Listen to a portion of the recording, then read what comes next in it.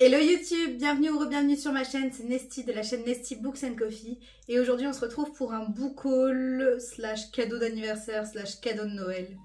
C'est parti!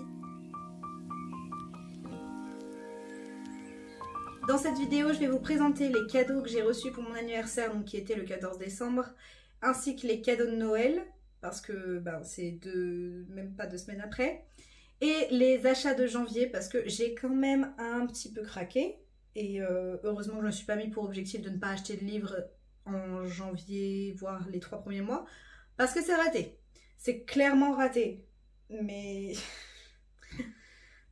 Bref, vous-même vous savez. La première chose que je vous présente, et il ne s'agit pas d'un livre, mais ça rentre dans l'univers des livres quand même, c'est une liseuse. Donc j'ai reçu pour mon anniversaire une Vive-Lio. Elle vient de chez Cultura il me semble, mais c'est... la liseuse qu'on trouve chez De Citre, Cultura, je pense qu'on la trouve aussi en grande surface. Et en fait, je voulais une nouvelle liseuse. Alors, c'était pas urgent, mais je suis tellement heureuse de l'avoir eue parce que j'ai enchaîné les lectures dessus dès que je l'ai eue. Mais j'en voulais une avec des boutons parce que je suis pas forcément hyper à l'aise avec le tactile. J'avais tendance à changer beaucoup trop de fois de page de façon involontaire. Donc j'en voulais une avec des boutons et je voulais aussi une liseuse qui ne soit pas d'un grand groupe comme Amazon ou la Fnac. Je voulais soutenir un petit peu la production française, disons. Donc, je suis trop contente d'avoir eu celle-ci. J'ai également reçu pour mon anniversaire Ne m'oublie pas de Alix Garin, publié chez Le Lombard. Et ici, on est sur une BD ou un roman graphique, je ne saurais pas le dire, qui va parler de la maladie d'Alzheimer. Et c'est tout ce que je sais, je veux pas trop en savoir parce que les graphiques, c'est très rare que je lise le résumé. Généralement je lis juste les thèmes principaux et ça me suffit amplement. Mais voilà, je la trouve très belle, c'est des couleurs qui sont très très douces. On est voilà, sur des dessins assez simples quand même. Mais voilà, j'étais trop contente, j'ai trop hâte de la dévorer et je pense que ça va pas tarder. Je vous présente ensuite un livre que j'ai déjà chroniqué, mais il s'agit de L'éveil d'Erika Strange, publié chez PKJ et écrit par Cassie Gustafson. Donc la chronique est sur mon Instagram et c'est un de mes premiers coups de cœur de l'année 2022. C'est un aussitôt acheté, aussitôt lu et j'ai adoré cette lecture. Donc j'en ai parlé également dans ma vidéo update lecture, donc je vous la remettrai si vous voulez, quelque part par là. Et ça a été une lecture incroyable. On parle ici de harcèlement, donc on suit une jeune fille qui se réveille le lendemain d'une soirée et elle a des prénoms écrits partout sur le corps avec un marqueur noir. Et elle se souvient plus de rien. Donc attention, gros trigger warning, mais ça a été une lecture incroyable et je la recommande à 1000%. On m'a également offert Le Palais des Automae de Nina Varela, publié chez De Saxus, ici dans l'édition reliée. C'est exactement la même couverture en brochet, hein, si jamais. Et donc il est déjà très très très très beau, hein. Je pense que la vidéo ne lui rendra pas justice étant donné qu'il est très brillant. Et je sais qu'ici on va suivre des automae qui ont pris le pouvoir sur les humains alors que les humains étaient leurs créateurs. Je sais qu'il y a une romance FF. On est dans de la science-fiction, si je dis pas de bêtises. Et je sais pas, celui-là il me tentait vraiment énormément.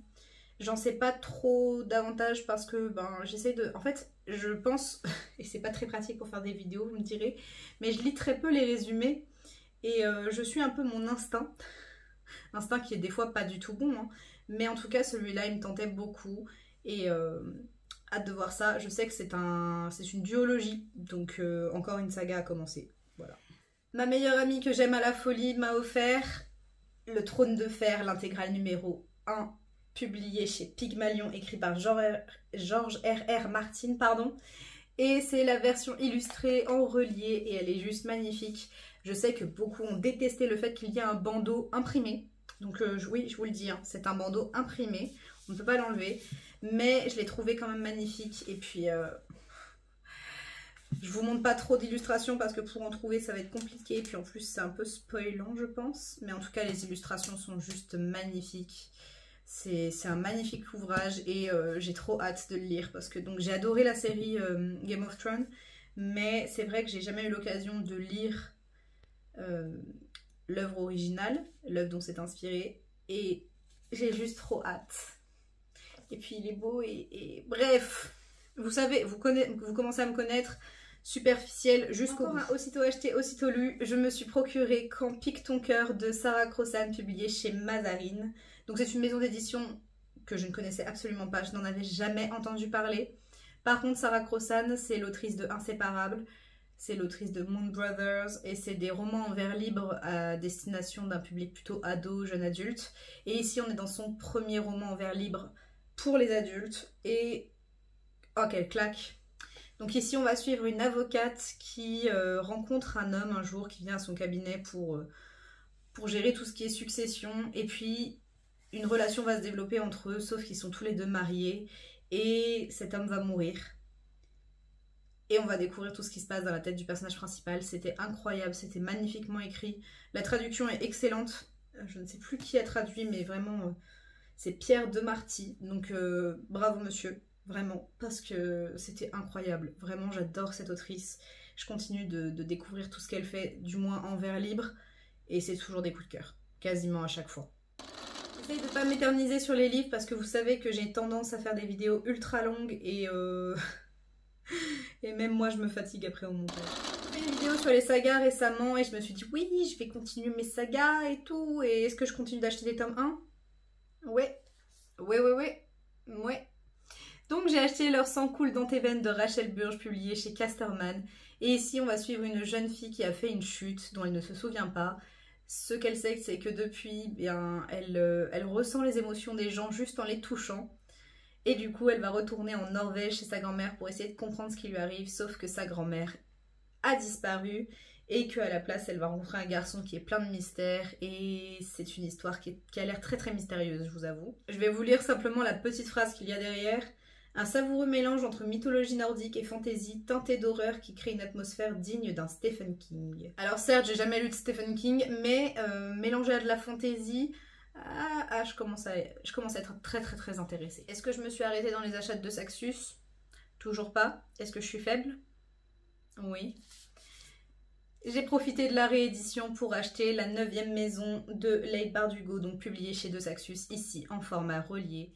Je sais juste que c'est une Dark Academia, qu'une jeune fille va rentrer à l'université, elle va faire partie d'une fraternité, enfin d'une sororité qui s'appelle la 9e maison.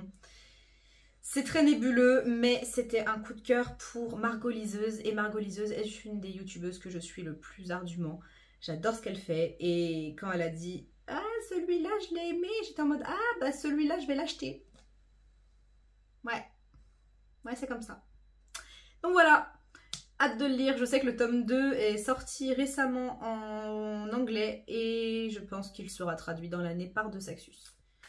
Autant en finir avec les De Saxus tout de suite, j'ai réussi à me procurer le tome 3 de Nevernight, publié donc toujours chez De Saxus, écrit par Jake Christophe, et je l'ai trouvé, oui, en format relié. Alors, pour vous raconter la petite anecdote, j'ai réussi à trouver les 3 tomes en format relié sur Vinted, à moins de 30 € chacun.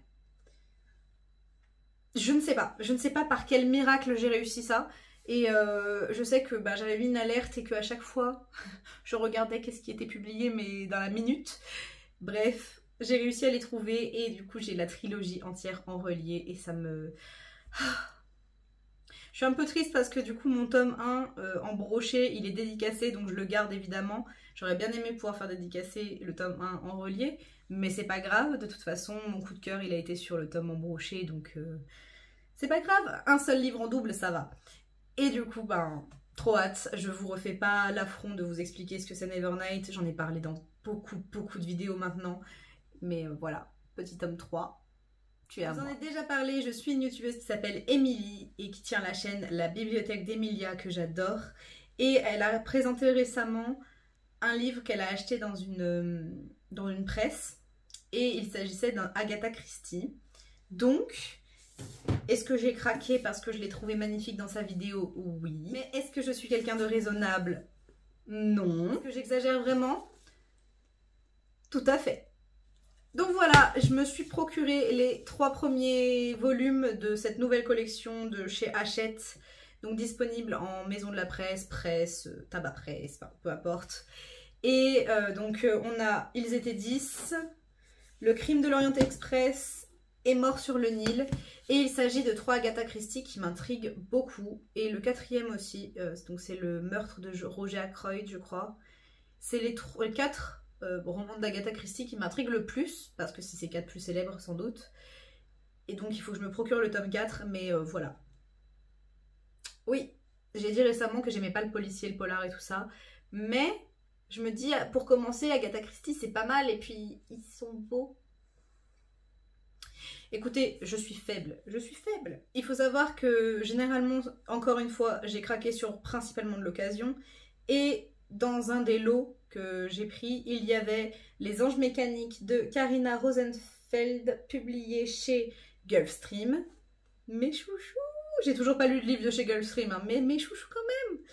Et ici, je ne sais pas du tout de quoi ça parle, mais je sais que j'avais craqué sur la couverture au salon de Montreuil, que j'ai hésité et je me suis dit non, il n'y a pas l'autrice, arrête d'acheter des livres que tu ne peux pas faire dédicacer. Enfin bref, c'est un livre qui est très court, je pense que je le lirai bientôt parce que je sais pas, il m'attire et puis je sais pas. Mais en tout cas, trop hâte. Dans ce même lot, il y avait 2 livres de chez Scrinéo et vous savez, je pense que je l'ai dit dans une de mes précédentes vidéos, mais j'ai très envie de découvrir la maison d'édition Scrinéo comme Gulfstream parce que c'est 2 maisons d'édition qui m'ont l'air hyper sympas quand même. Et du coup, je me suis pris La Cité des Reines de Madeleine Ferré-Fleury et Cédriane Fossa. J'espère que je dis très bien les noms. Sur la 4e de couverture, il n'y a pas de résumé, il n'y a qu'un extrait du bouquin, je pense. Et on a quelques phrases que je vais pouvoir vous lire. Une cité isolée, bâtie par des femmes pour survivre et échapper au sombre passé de l'humanité. Un monde où des hommes sont voués à disparaître. Découvrez les mystères d'une cité construite comme une utopie, soudain bouleversée par un attentat qui va tout changer. Je pense qu'on va parler de féminisme et je pense que c'est de la science-fiction. Je sais pas, mais en tout cas, il m'intrigue énormément. Et oui, comme je vous ai dit, Scrinéo, donc autant se lancer. Donc ça, c'est pour le côté un petit peu science-fiction de chez Scrinéo. Et le 2e de chez Scrinéo, il s'agit de Hybride de Gwendoline Vervel, pardon. Il est sorti l'an dernier et il avait fait pas mal de bruit, il me semble, si je dis pas de bêtises. Je sais pas du tout s'il a plu en revanche, je sais juste que je l'ai vu partout passer un temps. Idem, j'ai pas lu le résumé, donc est-ce qu'on va le lire ensemble? Tout à fait. Au début du 3e millénaire, alors que les hommes croîtront par milliers, que Mère Nature suffoquera, l'émissaire du chaos naîtra. La descendante d'Ilan et d'Élémir. La venue au monde d'une vouivre suivra et annoncera la fin de l'ère des immortels, usurpateurs de la vie éternelle. Alors le destin de tous résidera entre les mains de l'Écarlate, car elle seule détiendra la clé. Vous savez, quand vous comprenez pas la moitié des mots d'un résumé de fantasy, c'est que l'univers est incroyable. Non, j'ai inventé cette règle, mais en tout cas, univers de fantasy, Scrinéo, il a l'air plutôt facile à lire parce qu'il est assez court. Enfin, en tout cas, c'est écrit assez gros, c'est pour ça que je dis ça. En tout cas, c'est parti. Il me fait beaucoup trop envie. Et enfin, influencée par toutes les booktubeuses que je suis et qui aiment la romance, je me suis pris le petit coffret illustré poche de Campus Driver de C.S. Quill, publié chez Hugo Poche. Ils ont réédité les livres, je ne sais trop quand, en poche illustrée. Donc on a des très jolies illustrations, un peu partout dans le bouquin d'ailleurs. Et ici, on va suivre des garçons qui font les taxis. Ils s'appellent les Campus Drivers. Et je suppose que chacun va avoir sa petite romance. C'est dans le milieu universitaire, donc ça me tente pas mal. C'est vrai que c'est des romances qui, en général, passent plutôt bien, même si j'en ai lu très peu. Et en tout cas, je sais que ça a été, par exemple, un des favoris de cette année de Kimi Collection. Et je lui fais confiance niveau romance. Donc, trop hâte de les lire. Ils vont se lire très vite, je pense, parce qu'ils sont plutôt petits. Et puis, ils sont trop jolis. J'aime beaucoup les poches de chez Hugo, donc je pense que je vais continuer d'acheter des poches de chez Hugo, même s'il faut que j'attende 1 an après la sortie de chaque bouquin du coup, mais bon, c'est pas grave. Et d'ailleurs, pour cela, il y a un tome 4 et un tome 5 qui vont sortir. Donc j'ai un coffret qui sera incomplet. C'est pas grave, on adore. Et voilà YouTube, c'en est tout pour cette vidéo. J'espère que ce petit gros book haul vous aura plu. Si c'est le cas, n'hésitez pas à liker la vidéo, à commenter et à vous abonner. Il y a beaucoup de personnes qui regardent les vidéos à chaque fois sans être abonnées, donc n'hésitez surtout pas.